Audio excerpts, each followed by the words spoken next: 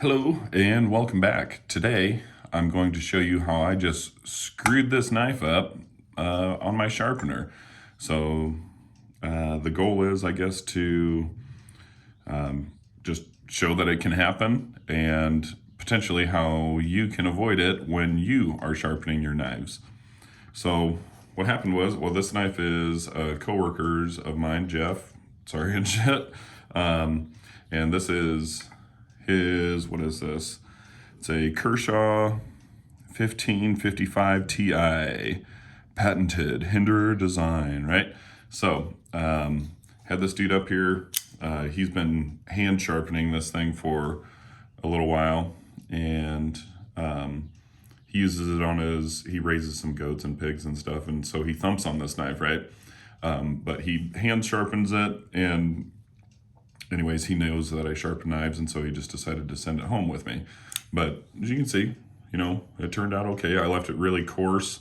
This is a 200 grit edge on here, but I'm just gonna kind of temporarily set this back up a little bit here.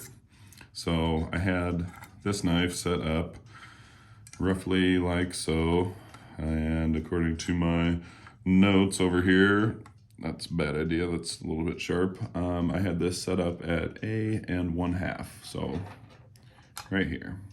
I'm just going to gently put it in there. So this is where I had it while I was sharpening. Pretty, straightforward or whatever. And come on, focus now. I don't know if you can see, but back here towards the heel of the blade, it kind of has a little bit of a beard. You can see the bevel all the way along here is consistent, and then here towards the end from about here up, it really swoops up in this fashion, right? So I've noticed that knives from Kai, USA, basically Kershaw or ZTs, I don't know why that isn't focusing. I guess I just have to keep my hand here. But anyways, once you get back here towards the plunge grind, it really thickens up quite a bit right behind the edge. And the problem with that is that it can leave you with a beard right here. That's what I call it anyways, just kind of coming up just like that.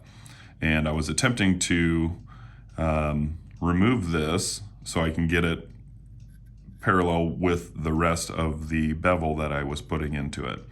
And while I was doing that, I was coming up here with the stones, and I went a little bit too far back like this, and you can see that I left the bevel that I was trying to put on and put a nice shiner right here on this knife. And I did it a little bit on the other side too.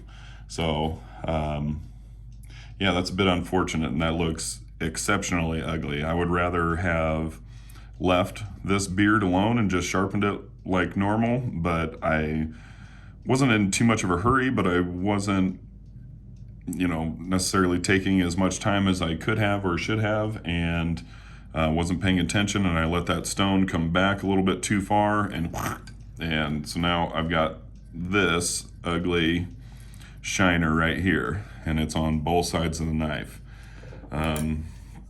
To illustrate that it happens on other ZT Kershaw products, here's my, what is this, 0452. You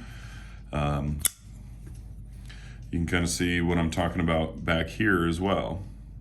So this one is, I actually took my Dremel, the one that same thing that I used to put in sharpening choils on my Spyderco's, same cone shaped thing, and I actually removed probably getting on close to a 1/4 inch of metal. This was all the way back here, and you can see right here,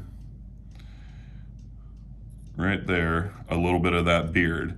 And it's because this particular manufacturer, their blade stock situation, however it just really, from right here up here, it kind of swoops out, and that, look right there, you can kind of see how thick it gets from the edge all the way back up to the full thickness, or basically full thickness of the blade right here. So you can very easily do that to many knives. So I think just a cautionary tale, I guess, of how to avoid that would be to, one, pay close attention to what you got going on. Two, perhaps try to move the knife backwards as far as you can. So this flat right here kind of comes out. So I don't know. I mean, you just kind of want to maybe set the knife as rearward as you possibly can. So when you come in with these stones, to while you're back here trying to sharpen the blade, it's at more of an angle like this. Instead of, it might just give you, just the geometry of it might give you a little bit better of a chance to avoid hitting that plunge grind where it thickens up quite a bit there. But you know, unfortunately, there you can really see it right there. That sucks. Like, it pissed me off when I did it to my knife, right? It just aggravates me. But the fact that I did it to somebody else's knife today, that really chaps my ass. So it's not as bad on this side, but you can see it's the same situation right there. So I was just trying to get all the way back here, remove that beard, and that's what happened. So like I was saying, it sucks when it happens to your knife, but it really sucks when it happens to somebody else's knife, because once you take metal off, you can't put it back. So that's my lesson for today, I guess, if you're a sharpener. I mean, that could happen on, obviously, the Wicked Edge. It could happen on any of your fixed angle sharpeners, KME, whatever, Edge Pros, whatever it is that you got, and probably even flat stones, you know, doing it by hand. I imagine it's very possible to do that as well. So unfortunate, but you know, maybe just take a little bit more time than I did and pay more attention than I did and try to be less of a jackass than I am. So anyways, hope you guys have a good rest of your day. See ya.